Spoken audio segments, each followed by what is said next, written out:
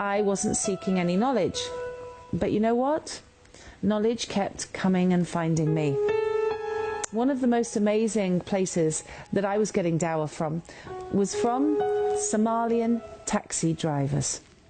In London, the majority of taxi drivers in North London are Somalis. And may Allah be pleased with them, because they are the secret army of Islam. Right now, as I'm speaking to you, somewhere in the world, a non-Muslim man or woman is getting into a taxi cab, and the Somalian taxi driver is sharing a hadith of the Prophet sallallahu alaihi wasallam, and that person is being filled with curiosity at least, and possibly even love for Islam.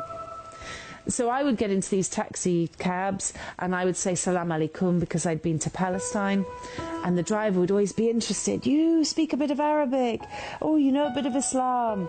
And then they would say, as the Prophet said to his wife Aisha, da da da da da. And they would give me a hadith or a surah from the Quran. And it got to the stage where I looked forward to getting into these taxis and learning more. You see? My heart was being softened for Islam. Of course, each of us must have a relationship with the Quran. And I did open the Quran before I came to Islam, but only once.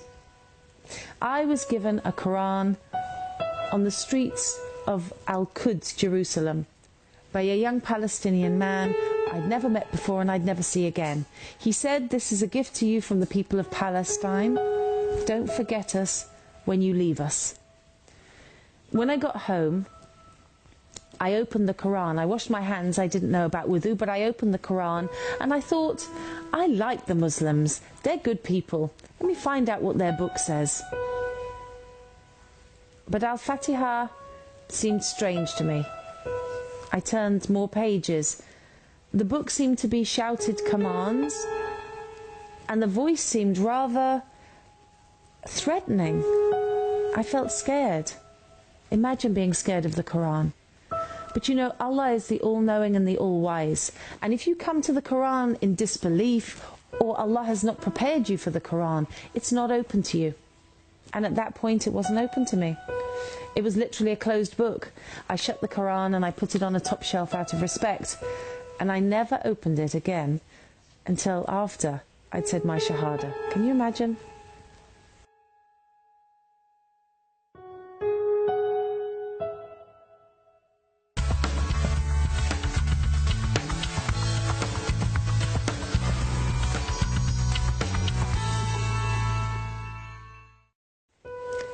In 2008, I got an email that would change my course of my life again. It said two things. Would you like to come to Gaza by boat? And call this number if you'd like to come to Gaza by boat. It was such a strange email. No boats had been to Gaza in Palestine for 44 years, because before that the Israelis had blown up the only boat that was going to go there in the 70s and had killed the organisers who were trying to sail to Palestine. But in 2008, a group of women from America started the Free Gaza movement, and they invited people around the world to break the siege of Gaza. A cruel, illegal siege, inhumane. The two boats left from Cyprus, and guess what? I was on one of the boats. I did call that number. I remember sailing overnight, 36 hours from Cyprus to Gaza. We'd all written our wills. I'd said goodbye to my children in a Skype message. And the next day, on August the 23rd, 2008, Gaza rose out of a mist. It was the greatest day of my life. And I know nobody on those boats will forget it. As we got closer, there were dots in the distance, and these dots turned into people. Tens of thousands of people. And they were shouting one thing. Allahu Akbar, Allahu Akbar, Allahu Akbar. You see, the Palestinian people thought the world actually cared about them at that moment. It was something great to be a part of. We were only supposed to stay 3 days, and then 3 days with the people of Palestine, then take the boats and leave for the safety of Cyprus. I had 2 young daughters who were in France. But somehow, on the 3rd day, I was there on the dock waving the boats away. My only certain exit from Palestine, from Gaza, was gone. I can't explain to you why I did that. Only Allah knows. It took me 30 days to leave Palestine. The Israelis wouldn't let me leave Eretz crossing, and the Mubarak regime guards would not let me leave through Egypt. I was trapped. I was trapped in Ramadan, in Gaza, with Muslims under oppression. And what a lesson that would be. Subhanallah. I thank Allah every day for that opportunity to be with the greatest Muslims of the Ummah today, the people who can teach us all the meaning of Alhamdulillah, the meaning of Al-Fatiha. That's in Gaza right now. I remember one night I went to have iftar with a very poor family in a place whose name I remembered, Rafah, the refugee camp where you may remember Faris Odeh had come from. A woman opened the door of a room in the refugee camp, and she said, Assalamu alaikum rahmatullahi wa barakatuh.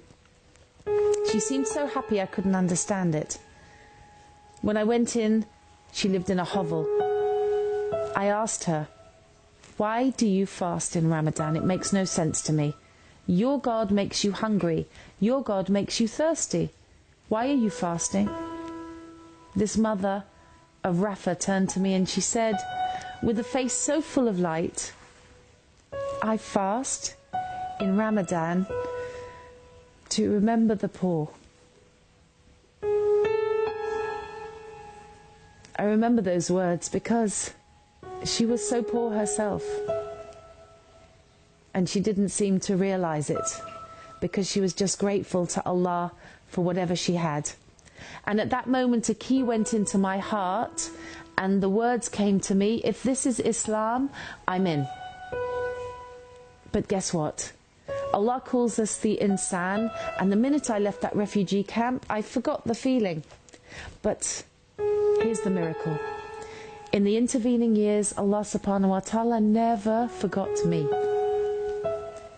2 years later, I went into a mosque during Ramadan, and I said a simple prayer, and as I sat down, I was surrounded by such immense peace and joy that I knew Islam was the truth. 7 days later, in London, I went into another mosque, and I said the words, La ilaha illallah Muhammad Rasulullah, and I became a Muslim. And now, this is my second Ramadan, and my daughters are fasting with me, and our life is one of completeness and gratitude. Gratitude to Allah for guiding us to this beautiful faith, and gratitude to all of you for being my sisters and my brothers. So I make dua that, like me, you will today recognize that Alhamdulillah is the strongest word we can be saying. Because you and I, we have freedom. You and I, we have children who are well. You and I, we have Islam. So please, remember to thank Allah every minute of the day for the blessings He's given you. Assalamu alaikum wa rahmatullahi wa barakatuh.